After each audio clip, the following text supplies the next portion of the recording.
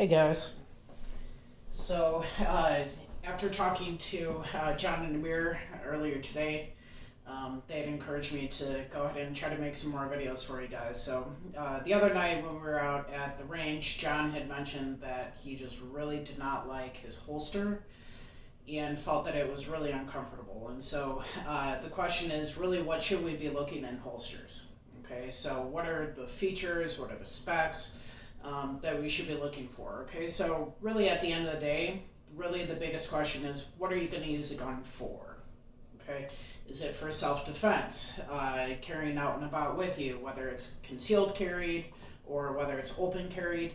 Are you using the gun simply for home defense and that's it? You're never going to bring it out with you. Okay, that's also going to change in what kind of holster you're looking for. Okay. So there's a holster confusion out there. Okay, so what is compatible with what and for what reason. Okay, so I do want to show you a few different styles of holsters. Maybe that would help you guys in deciding what you need and for your purpose. Okay, so first I do want to start with concealed carry. This here is a concealed carry holster for my Glock 48. And so that particular gun is actually the one here that I have on my side. So this gun, I do want to show you, number one is empty. There's nothing in the magazine well. There's nothing in the chamber. Okay, so whenever you play with guns, be sure that they're empty. Just because the magazine is not in the gun does not mean that it's safe. There can still be one in the chamber. So you first take the magazine out. This is completely empty. And then you look inside the chamber, and I'm seeing, okay, there's nothing in there, 100% the gun is rendered safe, okay? Always do that before playing with guns, for sure, okay? So anyway, this here is the holster that I have for concealed carry for my Glock 48, which is specifically a concealed carry gun. And the reason why I say it's specifically a concealed carry gun is because it's nice and thin, and the barrel isn't too long. This one in particular is a 4-inch barrel, okay? But the big deal about this one in particular is because I'm carrying this as a concealed carry gun, since it has an optics cut for a red dot sight and a front rail for a light, I want to do that when I'm carrying it for concealed carry because you never know what kind of situation you're going to be in.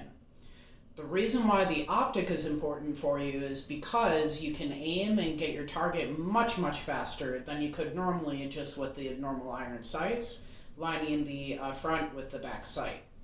Versus a red dot, it's simply a single plane of field of view that you're looking at versus two when you're lining up the sight. Okay, so therefore you can aim at your target much, much faster with a simple red dot than you could otherwise. Okay, so that's reason number one, you want that on a concealed carry gun.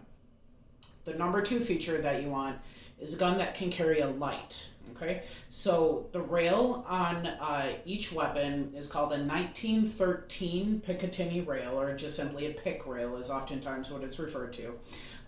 So most guns, now not this one in particular, but most guns will come with a standard 1913 Picatinny rail or PIC rail. Okay, so most full-size weapons will be able to mount a light on, very similar to what this one is shown here. Okay, so this setup is really important because that will change the type of holster that you're looking at, okay? Because not all holsters are cut the same, okay? So you want to be sure that you know what the plan is for each specific weapon that you carry. If you plan to get an optic or plan to get a light, that will change what holster you need and what you're looking at, okay? So this particular one is specifically designed for the TLR7 sub light, all right, and for the red dot sight. So you see how it's cut out a little bit there for the red dot, and then it's molded specifically for this particular light. That's important because as you hold this inside your waistband, because like I say, this is a concealed carry holster, this holster holds onto the gun by the light and not by the frame. Okay, so that's why it's important to know what light you need before you buy your holster. Does that make sense? Okay, so this particular one just simply has a single clip and it's nice and wide as you see, And the reason why it's important to buy a holster with a really strong, solid clip like this is because you don't want this to cant like this inside your waistband. Okay, that becomes really uncomfortable really quick when you have a piece of plastic and metal digging into your side. Okay, so buy one that has a really nice strong clip so that it does not cant in either direction. Okay, the other thing I did want to point out is this Raptor's Claw. Okay, anything that you're fitting inside your waistband, you want to be sure it has this Raptor's Claw. What this does is this will push against your belt this direction so that the handle pushes further into your body so that it does not print nearly as badly as what this particular holster would without this feature. Okay, so any inside the waistband concealed carry holster, you want to be sure it has this Raptor's Claw feature on it, just like this one does, as you see there. Okay, so I bought this one actually second after I bought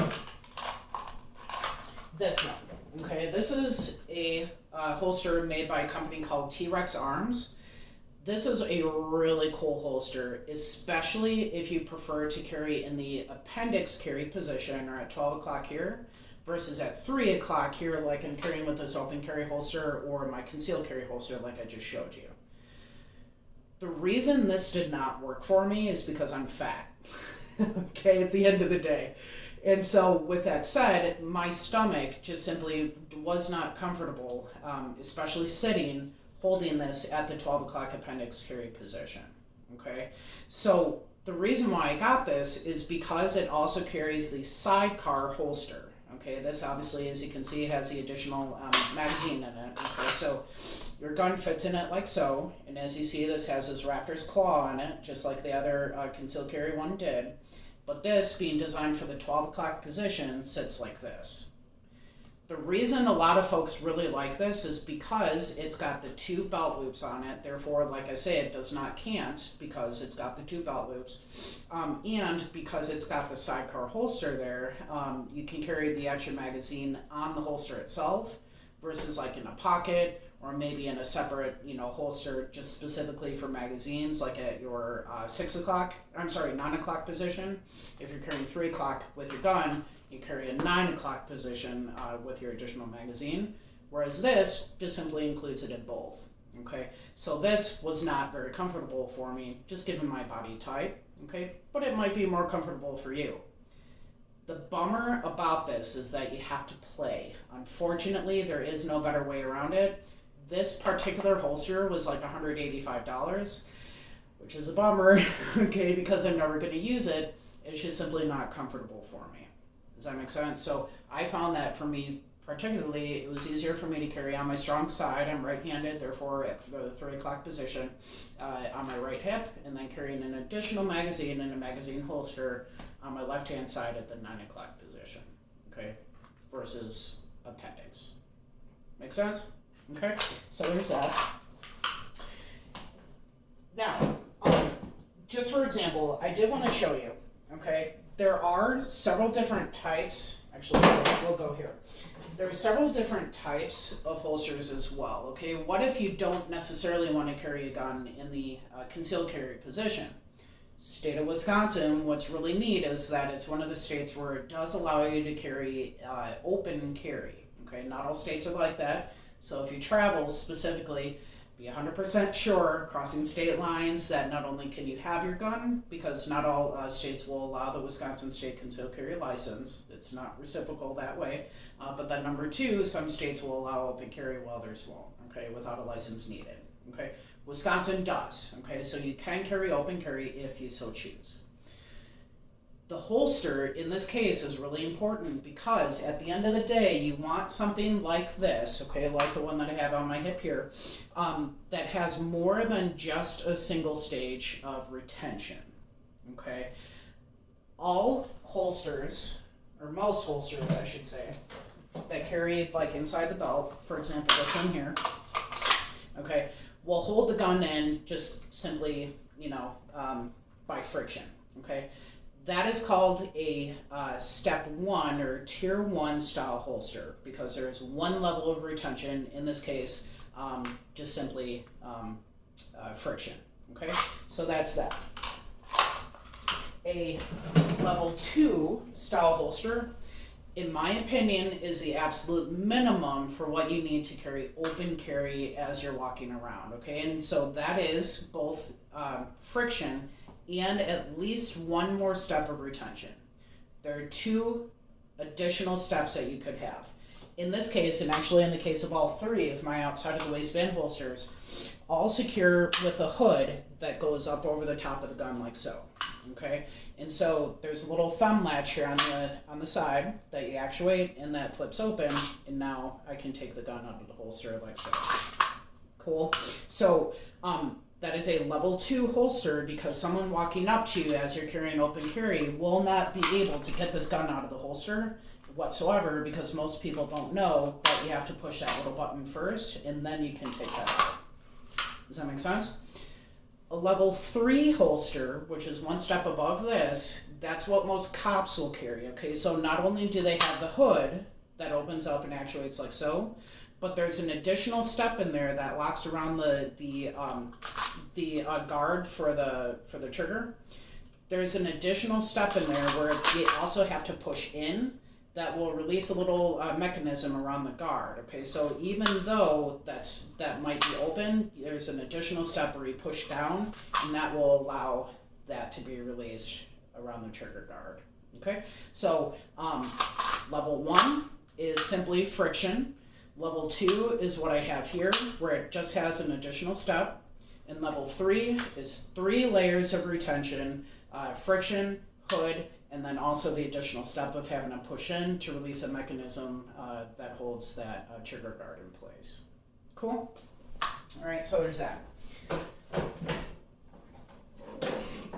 Then, finally, there's level 0 ones as well, okay? So for example, this is my Canik Mate SFX. This is more kind of like a race pistol. And because it's a full-size gun, I couldn't possibly ever hope to carry this concealed. Could you imagine that? A gun this big? I mean, this is like bigger than my head, okay? So I would only ever carry this open carry if I carried it out. I likely wouldn't. So therefore, this is more my self-defense, home defense gun.